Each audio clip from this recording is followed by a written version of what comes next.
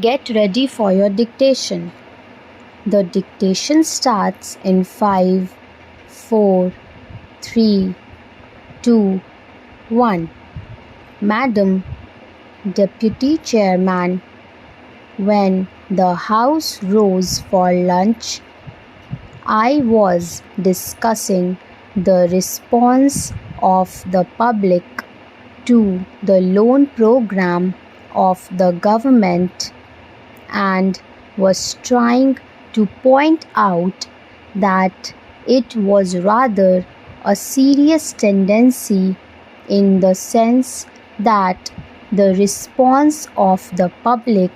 had been proved to be poorer during the second plan period than during the first plan period.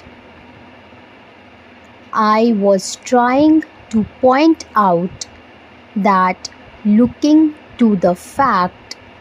that the national income was rising and the people were becoming more conscious of a developing economy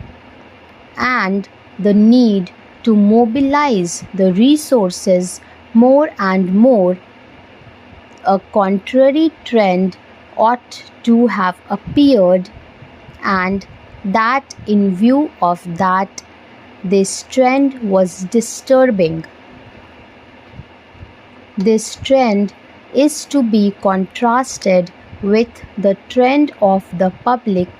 regarding the call from the corporate sector for the investment of their monies. Here we find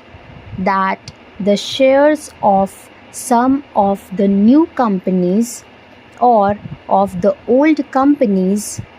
that are issuing new shares are oversubscribed at times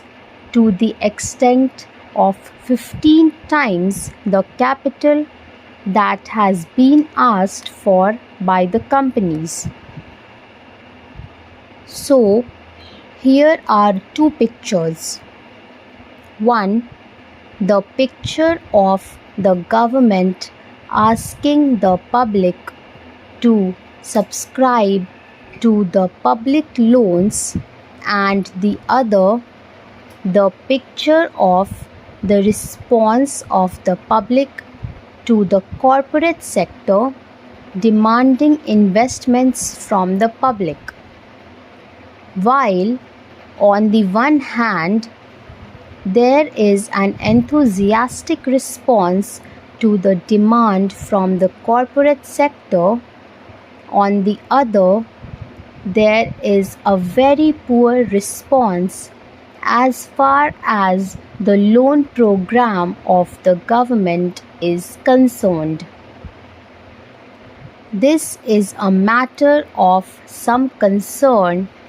and I feel that the government should pay more attention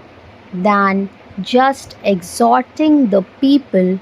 to save more and to hand over their savings to the government, as the Honorable Finance Minister has done more than once. If it would have been merely a question of rediverting the money that is coming from the corporate sector to the public exchequer in the form of loans, perhaps the matter would not have been so serious. Then it would have been just a question of reallocation of the functions between the public sector and the private sector. But I feel that there is a large amount of money which is just changing to some lucrative channel, and that explains why the response to the demand from the corporate sector is 15 times. This shows that 14 times that particular capital is not required by that company, and if there had been some adequate step or measure whereby originally that money could have gone to the public exchequer, to that extent there would not have been any disappointment to the people who wanted shares but who did not get them, and disappointment to the public exchequer by not getting the response which it ought to have got. That, to my mind, leads to the question of the pattern of the rate of interest. In a developing economy, and especially in view of the fact that a large number of companies are being floated today which have got an element of growth in them, thereby attracting so much capital towards them, the government of India will have to take into consideration the question of the rate pattern of interest on their loans and to see whether something could not be done whereby the public will be attracted